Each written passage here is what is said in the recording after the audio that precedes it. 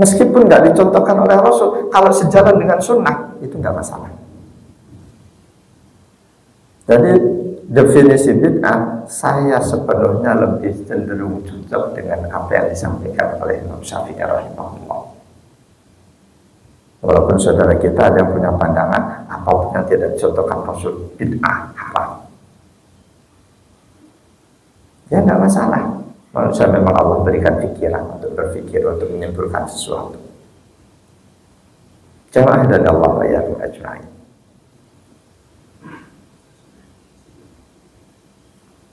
Jadi perkara ibadah di bulan Rajab masuk kategori sesuatu yang diperselisihkan. Hadis yang melarang paling tinggi dhaif, yang membolehkan dan mensunahkan pun paling tinggi dhaif.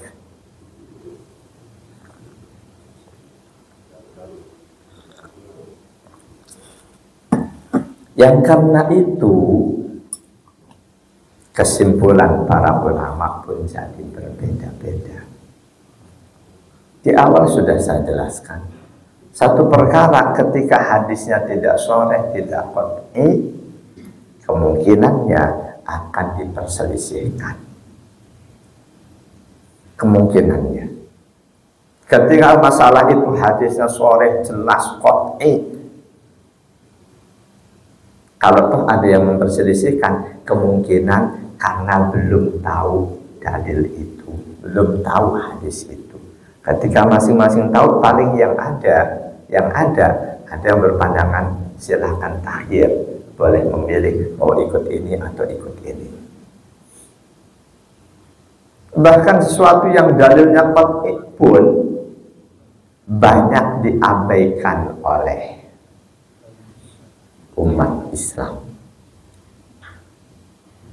Dalilnya jelas, hadisnya jelas, tapi banyak diabaikan oleh umat Islam. Banyak tokoh-tokoh Islam yang tidak menyampaikan hal itu. Ini sedikit menyinggung pilpres. Ketika kita akan memilih sesuatu, panduan dari Rasulullah, salat istikharah. Hadisnya riwayat Imam Bukhari, Imam Ahmad, Abu Daud, Tirmidzi, Nasa'i, Ibnu Majah. Hampir nggak ada tokoh-tokoh agama yang menyampaikan nggak usah bingung milih siapa, istikharah. Hampir nggak ada. Apalagi politikus. Saya belum pernah dengar ulama yang masuk partai ini menganjurkan bingung milih, istikharah. Perintah istikharah bukan karena kita bingung. Bukan karena bingung. Kalau karena bingung berarti aku nggak bingung, aku mantap milih ini, berarti nggak perlu istikharah. Bukan. Perintah istikharah karena kita nggak tahu pasti. Kita tahu seseorang saat ini baik, apakah besok lusa tahun depan dia akan tetap baik? Yang tahu cuma Allah. Jadi ketika satu masalah dalilnya kok nggak jelas, nggak qat'i, atau hadisnya sahih tapi kok jumlah hadisnya itu seolah bertolak belakang satu dengan yang lain, itu pasti akan timbul perbedaan pendapat. Contoh dalam masalah sholat, ketika kita angkat tangan, sampai setinggi mana kita angkat tangan? Ada dua hadis yang kedua-duanya sahih. Yang satu angkat tangan sampai setinggi dada, yang satunya lagi sampai setinggi telinga. Karena ada dua hadis, dua-duanya sahih, akhirnya empat madhab berbeda pandangan. Madhab Syafi'i dan mayoritas ulama angkat tangan itu setinggi dada. Madhab Hambali setinggi telinga. Dan itu nggak masalah. Nggak masalah. Selama dua-duanya didukung oleh hadis yang sahih. Jamaah dan Allah wa iyyakum ajma'in. Jadi dalam perkara ibadah di bulan Rajab, kesimpulan saya, ulama khilafiyah boleh dan tidak bolehnya. Para ulama dalam membolehkan atau tidak membolehkan sesuatu pasti berdasarkan dalil yang mereka yakini. Mereka yang berpandangan ibadah khusus puasa bulan Rajab nggak boleh, pasti berdasarkan dalil yang mereka yakini. Demikian sebaliknya yang membolehkan bahkan mensunahkan pasti pula menggunakan dalil yang mereka yakini.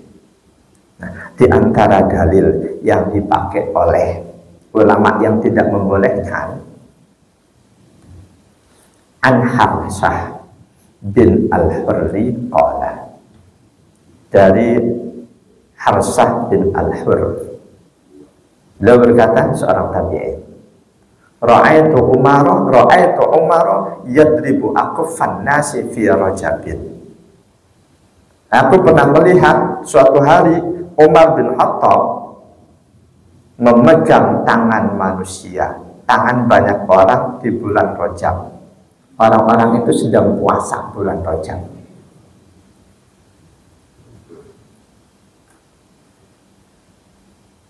Hatta yad'uha fil jifan, dipegang terus tangan-tangan itu ada diletakkan di nampan yang berisi makanan. Seraya beliau berkata, "Kulu, makanlah, batalkan puasa kalian. Fa inna ma huwa syahrun kana yu'addimu ahlul jahiliyah." Rajab ini adalah bulan yang diagungkan oleh orang jahiliyah. Kalian jangan ikut-ikutan mengagungkan Rajab sebagaimana orang jahiliyah. Riwayat Ibnu Abi Syaibah. Hadis lain buat mereka yang melarang puasa Rajab khusus, An Ibnu Abbas radhiyallahu anhu, anna Nabi sallallahu alaihi wasallam naha an syiyami Rajabin. Dari sahabat Abdullah bin Abbas radhiyallahu anhu, sesungguhnya Nabi sallallahu alaihi wasallam melarang puasa bulan Rajab. Riwayat Imam Ibnu Majah. Di sanad hadis ini terdapat Daud bin Atha. Daud bin Atha perawi yang disepakati oleh ulama hadis dhaif.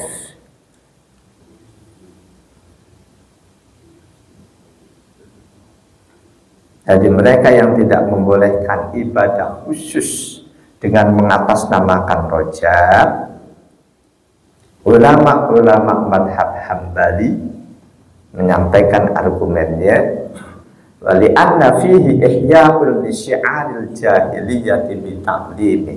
Ketika kita mengerjakan ibadah-ibadah khusus di bulan Rajab, bulan lain tidak kita lakukan, berarti kita melaksanakan, mensyiarkan orang-orang jahiliyah. Wa tazulul karahatu bi fitrihi fihi walau yauman. Kata ulama Hambali, ketika Rajab kita puasa tapi nggak sepenuhnya, ada dua hari yang kita nggak puasa, maka kemakruhan puasa Rajab itu hilang. Au bisaumihi syahrun akhar min as-sahr, atau dengan kita mengerjakan puasa kita Senin Kamis nggak cuma di bulan Rajab, bulan lain pun melakukan, itu pun jadi tidak makruh. Kalau sengaja puasa Senin Kamis khusus bulan Rajab, bulan yang lain tidak, ini yang nggak boleh. Puasa sebulan full cuma di bulan Rajab, bulan yang lain tidak, itu tidak boleh. Ini mereka yang tidak membolehkan. Lantas bagaimana dengan ulama yang membolehkannya? An Mujibah al-Bahiliyah an Abiha an Ambiha. Dari Mujibah al-Bahiliyah, dari ayahnya Al-Bahili, seorang sahabat Nabi. Sang ayah annahu ata Rasulullah sallallahu alaihi wasallam.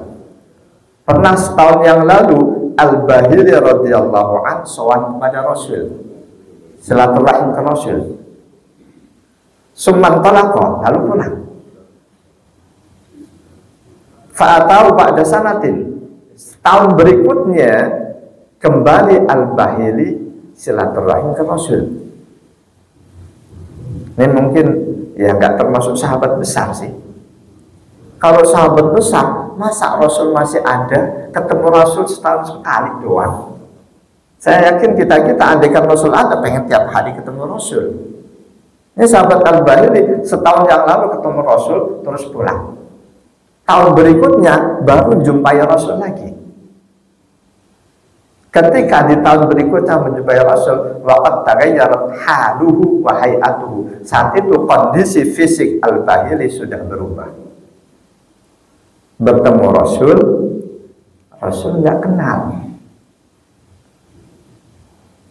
Rasul nggak kenal. Faqala, Al-Bahili berkata, "Ya Rasulullah, ama ta'rifuni wahai Rasul, engkau nggak mengenali aku?" Pangling bahasa kitanya. Qala, Rasul jujur, "Waman anta?" Memangnya kamu siapa? Mungkin kalau kita ketemu orang yang kita yakin orang itu kenal kita, kok memangnya kamu siapa? Kita tersinggung. Tapi buat orang Arab, omongan seperti itu tidak menyinggung. Rasul, engkau nggak kenali aku. Memangnya kamu siapa? Sang sahabat menjawab, "Ana Al-Bahili, aku Al-Bahili wahai Rasul, alladzi ji'tukum an amal awal." Aku Al-Bahili yang setahun yang lalu aku pernah jumpa denganmu, pernah ketemu denganmu juga. Rasul baru ingat. Faqala, Rasul tanya, "Fama ghayyara?" Kok badanmu berubah banget? Dulu kamu atletis, cakep, kok sekarang jelek begini? Wa qad kunta hasanal hay'ah. Dulu kamu badanmu indah, atletis, kok sekarang jelek begini? Jeleknya nggak disebut oleh Rasul. Kok kamu berubah? Dulu kamu cakep. Jeleknya nggak disebut, cuma saya barusan aja yang terlanjur ngomong. Maka nggak disebut, tapi maksudnya itu. Ini kamu Al-Bahili, dulu kamu cakep, kalau diterusin sekarang itu kalau diterusin. Tapi Rasul jaga kalimat itu, beliau nggak ucapkan. Kenapa Al-Bahili kok jadi tidak cakep lagi? Qala, kata sang sahabat, "Ma akaltu ta'aman illa bilailin mundu faraqtuka." Setelah dulu aku bertemu denganmu, setelah pisah darimu, aku tidak pernah makan sama sekali di siang hari, kecuali malam aja. Maksudnya puasa sepanjang tahun, kecuali hari-hari yang haram. Mendengar pernyataan bahwa sang sahabat puasa terus, lalu badannya menjadi tidak cakep lagi, jadi jelek. Faqala Rasulullah sallallahu alaihi wasallam, "Lima adzabta nafsak?" Rasul langsung, "Kenapa kamu siksa dirimu sendiri?" Jadi melakukan ibadah yang saking demikian giatnya sampai ada indikasi menyiksa, mendolimi tubuhnya, itu nggak boleh. Ini diperkuat oleh hadis lain yang sahih. Ada banyak hadis lain yang mendukung itu, bahwa melakukan ibadah memaksakan diri sampai mendolimi tubuhnya nggak boleh. Pernah Siti Aisyah ketemuan seorang wanita. Si wanita tamunya ini sholat malam, bikin ruangan khusus pakai ada tali. Rasul tanya, "Ini tali buat apa? Siapa ini?" Siti Aisyah cerita, "Tamuku ya Rasul, sepanjang malam dia tahajud, kalau udah lelah dia pegangan tali." Itu bukan sesuatu yang baik. Memaksakan diri. Bahkan kita ngantuk banget lagi sholat malam, kita paksain. Itu menyalahi perintah Rasul. Perintah Rasul, hadis Bukhari Muslim, "Idza na'isa ahadukum wa huwa yusolli falyarqud." Riwayat lain, falyanshorib. Jika kamu sangat ngantuk sedang sholat, stop sholatmu, tidur dulu. Nggak boleh paksain diri. Baca Quran ngantuk demi tahajud sehari 10 juz, paksain ayat terus hadis, itu pun nggak boleh. Tapi kalau ngantuknya ngantuk gangguan iblis, ngantuk gangguan iblis, harus kita lawan. Seperti apa ngantuk gangguan iblis? Semalam kita tidur sudah cukup, subuh ke masjid baru sebentar, dengerin taklim kok sudah. Nah ini gangguan iblis, ini harus dilawan. Lain kalau semalam kita harus jaga istri yang sakit, kita nggak tidur, begitu subuh selesai subuh ngantuk, ya ini sangat dimaklumi. Kalau ada yang ngantuk, saya memaklumi, pasti semalam dia tugas berat. Jadi ketika sahabat Al-Bahili terlihat fisiknya berubah karena sepanjang tahun itu dia puasa, Rasul tegur, kenapa kamu menyiksa dirimu sendiri? Rasul tahu nih sahabat hobi puasa, tapi ternyata fisiknya tidak mendukung untuk puasa tiap hari. Semakal Rasul berikan solusi, sum sahras sabri wa yauman min kulli sahri. Puasalah bulan sabar, bulan Ramadan, dan 1 hari setiap bulan. 1 hari setiap bulan. Kalau sang sahabat berkata, zidni fa'in nabi kuwatan, tambahkan untuk wahai Rasul, aku terlalu kuat kalau sebulan cuma 1 hari. Sub yaumaini, kalau gitu bulan Ramadan dan tiap bulan 2 hari.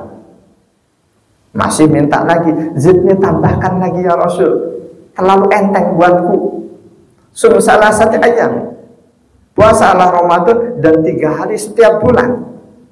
Zidni, sang sahabat bisa tambahkan lagi ya Rasul untukku. Di kalimat berikut ini baru, sum minal hurumi watruk, sum minal hurumi watruk, sum minal hurumi watruk. Puasalah di bulan Ramadan dan bulan-bulan haram, tinggalkan. Puasalah bulan Ramadan dan bulan-bulan haram, tinggalkan. Puasalah di bulan-bulan haram, tinggalkan. Ini kalimat terakhir ini yang kita harus merujuk ke syarah hadis. Kata sang sahabat, waqala bi asabihi as-salasati fadamma summa arsalah. Ketika Rasul mengatakan puasalah di bulan-bulan haram, tinggalkan, Rasul menggunakan bahasa tubuh juga. 3 jari beliau genggam, puasalah bulan-bulan haram, tinggalkan. Puasalah bulan-bulan haram, tinggalkan. Puasalah bulan-bulan haram, tinggalkan. Maknanya di bulan-bulan haram puasa 3 hari, stop. 3 hari, stop. 3 hari, stop. Ini pun tidak secara khusus merujuk bulan Rajab, tapi bulan-bulan haram secara keseluruhan. Hadis yang lain,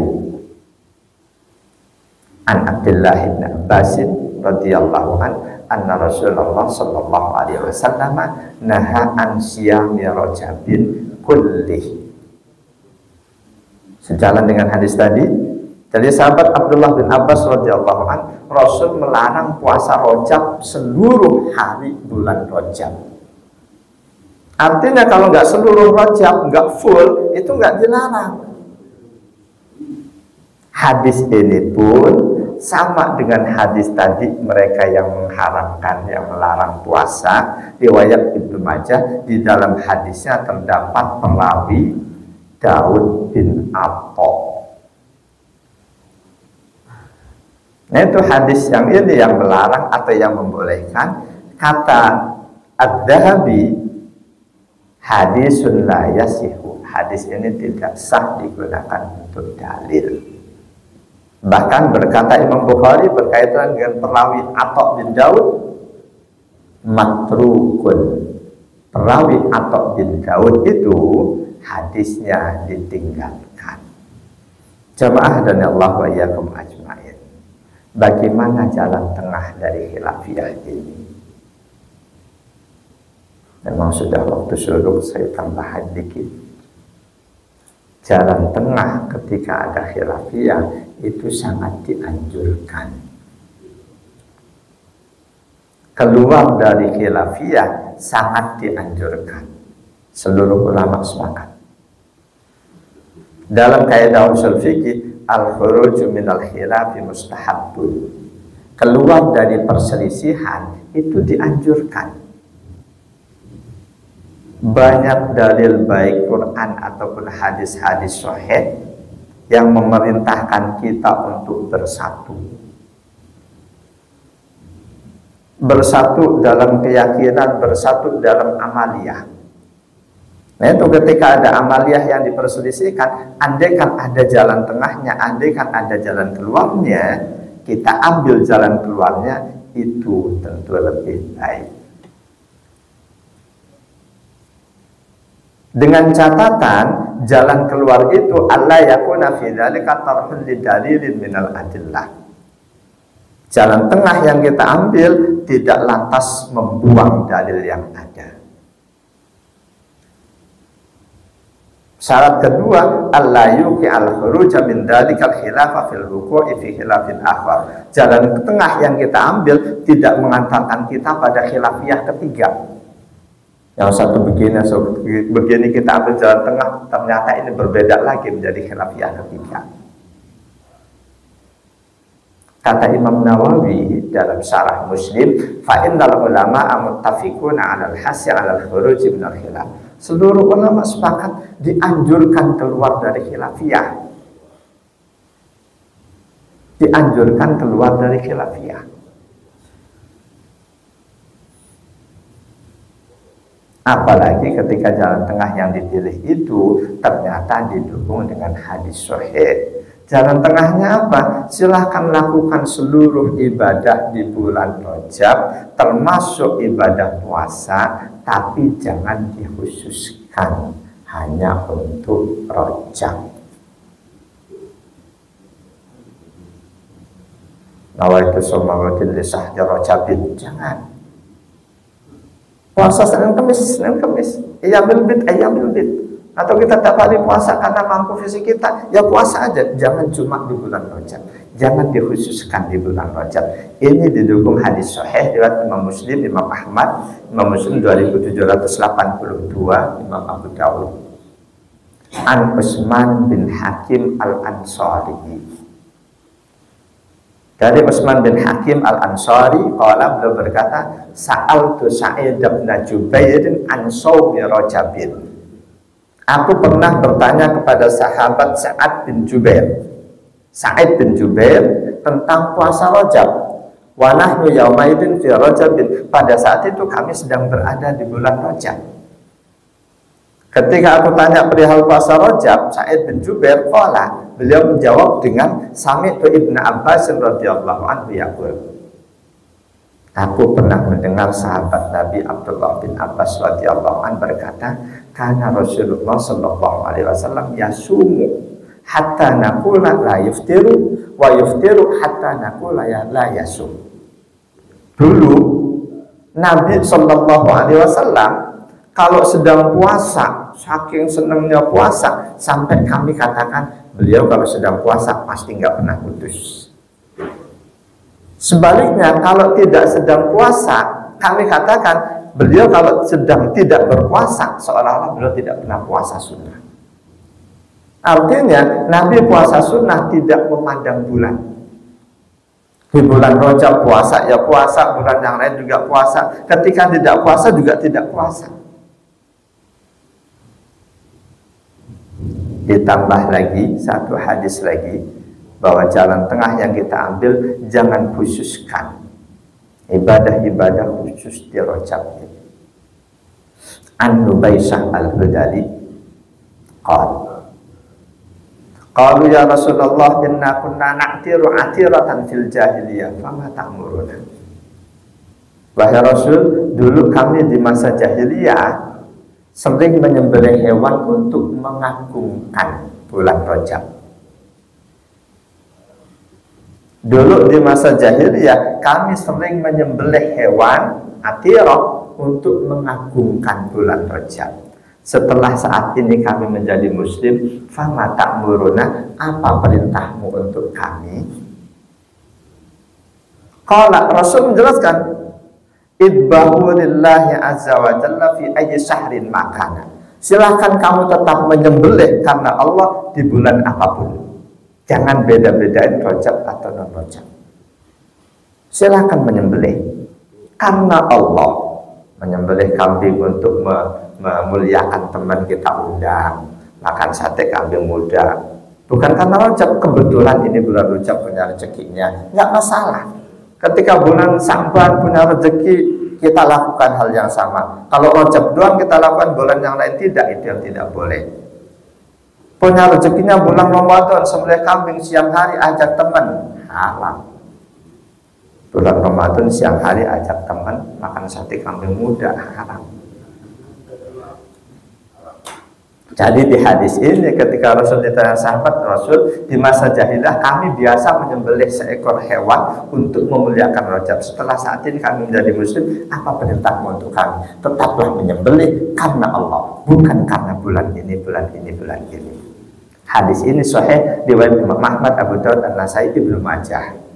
Jamaah dan Allah wa'iyyakum ajmain. Jadi kesimpulan kita, ibadah apapun di bulan Rajab silahkan lakukan, termasuk puasa, tapi jangan dikhususkan karena Rajabnya.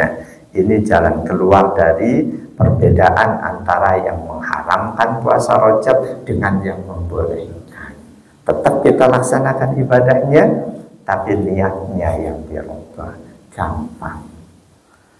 Subhanakallahumma wa bihamdika asyhadu an la ilaha illa anta astaghfiruka wa atubu ilaik.